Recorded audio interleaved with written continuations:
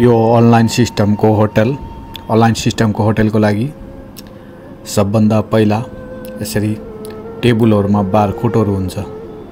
सबै टेबलमा एउटा बारकोड राखेको हुन्छ। मान्छे गएर अर्डर लिँदैन। यहाँ हेर्न सक्नुहुन्छ यस्तो खालको बारकोडहरु हुन्छ। प्रत्येक टेबलमा टेबल नम्बर लेखेर बारकोड राखेको हुन्छ। अब त्यो बारकोडमा अर्डर दिनुपर्ने हुन्छ स्क्यान गरेर। यस्तो टेबलमा बारकोड हुन्छ प्रत्येक टेबलमा है, ठाउँ-ठाउँमा। यहाँ पनि छ अनि यहाँ पनि छ।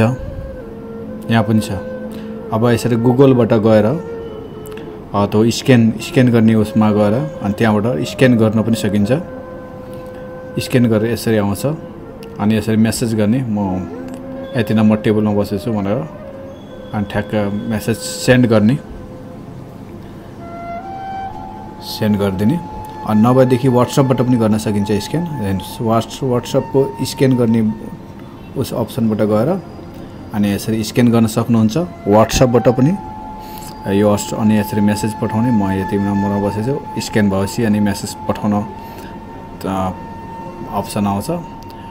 अब तपाईलाई म अझै एकचोटि देखाउँछु। यो बारकोड भयो। बारकोडमा WhatsAppबाट स्क्यान गरेर देखाउँदै छु हैन। अब यो WhatsAppमा यो टेबलमा म बसिसके अनि यो बारकोड जुन टेबलमा छु त्यहाँ एउटा बारकोड हुन्छ सबै टेबलमा। अनि बारकोडमा यसरी WhatsAppबाट स्क्यान गरिन्छ। हेर्न सक्नुहुन्छ यसरी स्क्यान गरिन्छ अनि यो स्क्यान हुने बित्तिकै मेसेज गर्ने अप्सन आउँछ अनि मेसेज गर्नुपर्ने हुन्छ। अनि मेसेज गरिसकेपछि काउन्टरमा भएको यो टेक्निकल सपोर्ट ल्यापटप मोबाइल त्यसमा मेसेज जान्छ। यसरी यहाँ मेसेज गयो ल हैन। अनि त्यो मेसेज यसरी गएको हुन्छ, यहाँ हेर्न सक्नुहुन्छ। यसरी मेसेज आउँछ अनि ल हेर्नुस् म यति नम्बर टेबलमा बसेछु भनेर मेसेज आयो हैन। अनि त्यो आएको मेसेजलाई अनि त्यहाँ मेनु पठाउनु पर्ने हुन्छ र यसरी टेबल ल्यापटपमा कम्प्युटरमा त्यो टेबलमा यो अर्डर गर्न लेख्नु पर्ने हुन्छ। अनि मेनु पठाउनको लागि अब त्यो आफ्नो एडमिनको उसमा जानुस्, जुन तपाईले बनाएको उस छ त्यहाँबाट मेनुको PDF यसरी सेन्ड गरिन्छ। अनि मेनुमा भएको सबै चीजहरु त्यहाँ हुन्छ हैन। अनि PDF यसरी जुन टेबलमा बसेछु भनेर मेसेज आएको छ अब त्यही टेबलमा PDF पठाइन्छ। ल हेर्नुस् PDF फरवर्ड भयो है। फरवर्ड भयो,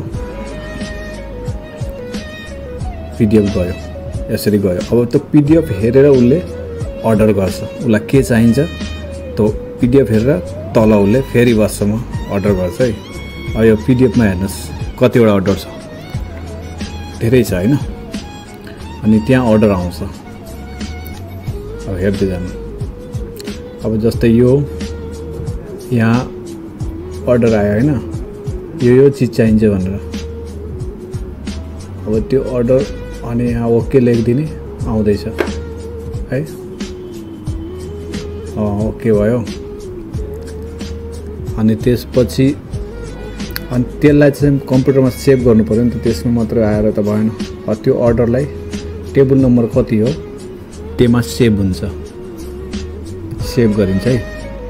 यसरी एउटा टेबल नम्बरहरु त्यहाँ अप्सन छ एउटा टेबलमा। अब कुन चाहिँ खाना हो, कुन चाहिँ अब टी को अप्सन हो कि ब्रेकफास्ट हो कि के हो, स्यान्डविच हो, टी रहेछ हैन।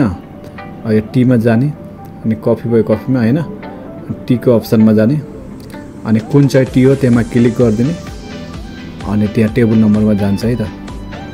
यहाँ टी मा क्लिक गरेपछि यो टी आयो हैन। अब टी आइसकेपछि यसलाई क्युटी बनाउनु पर्यो हैन। अनि तल कोड क्युटी लेखेकोमा सेभ गर्ने क्लिक गर्ने।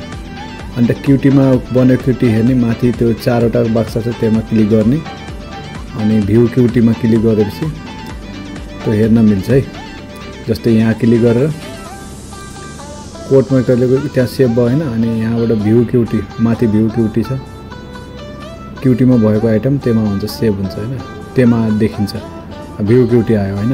अर्डर नजाने बेलासम्म यो क्युटी यहीँ रहन्छ।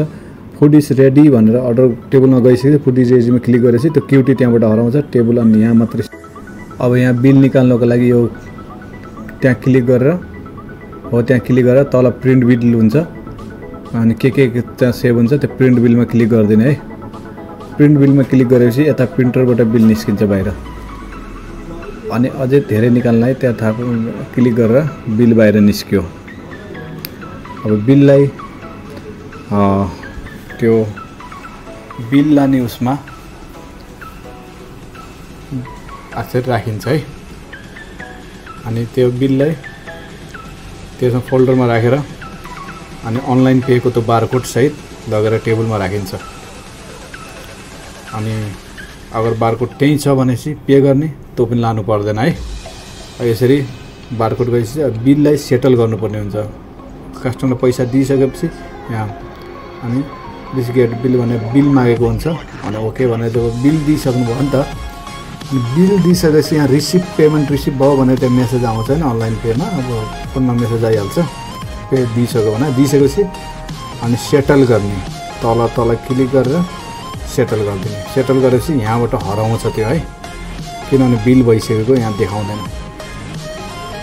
यसरी नै अनलाइन होटलको सिस्टमहरू यस्तो हुन्छ।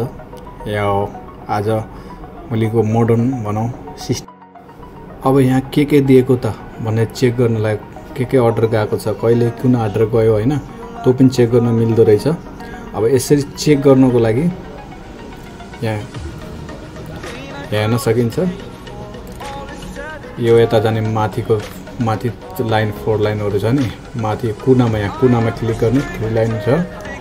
यहाँ क्लिक चाहिँ कुन कुरासम्म यो माथि क्लिक गर्ने, अनि त्यहाँ गएपछि अर्डरहरू छ, अर्डरमा क्लिक गर्ने।